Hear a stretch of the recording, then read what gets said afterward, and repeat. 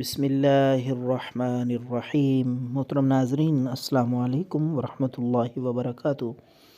ناظرین، خارش، الرجی، پھوڑے پھنسیاں اور کھجلی نما خشک خارش انشاءاللہ العزیز اس سادہ سے معیاری نسخے سے مکمل طور پہ ٹھیک ہو جائے گی۔ بچوں کو خارش کی بیماری لگ جاتی ہے اور یہ دوسرے مریضوں میں بھی منتقل ہونے کا سبب بن جاتے ہیں۔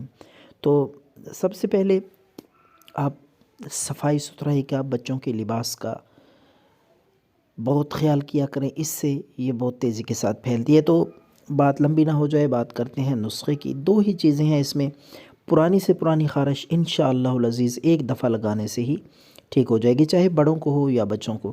تو ناظرین، آپ نے لینا ہے، ایک تو ہے مشک کافور، ایک ٹکیا لے لیں۔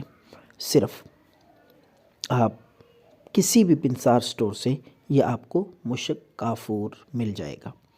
تو مشک کافور لا کے اس کو پہلے باریک پیس لیں، باریک کر لیں۔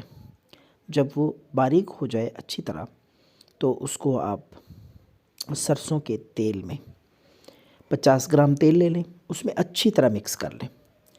مکس کرنے کے بعد تھوڑی سی اس میں آپ ہینگ، ایک چٹکی ہینگ، جو گرم مسالے میں بھی لوگ اکثر استعمال کرتے ہیں، اور پنسار سٹور سے یہ آپ کو مل جائے گی۔ یہ تینوں چیزیں اچھی طرح مکس کر لیں تاکہ یکجان ہو جائیں۔ مشک کافور اور ہینگ سرسوں کے تیل میں مکس کرنے کے بعد آپ اس کو شیشی میں محفوظ کر لیں۔ یہ آپ کا نسخہ تیار ہے۔ رات کو لگا لیں، جہاں بھی خارش ہو، پھوڑے پھنسیاں ہوں یا خشک خارش، رات کو لگائیں اور صبح اٹھ کے نہا لیں۔ انشاءاللہ 1-2 دن میں ہی خارش مکمل طور پہ ٹھیک ہو جائے گی۔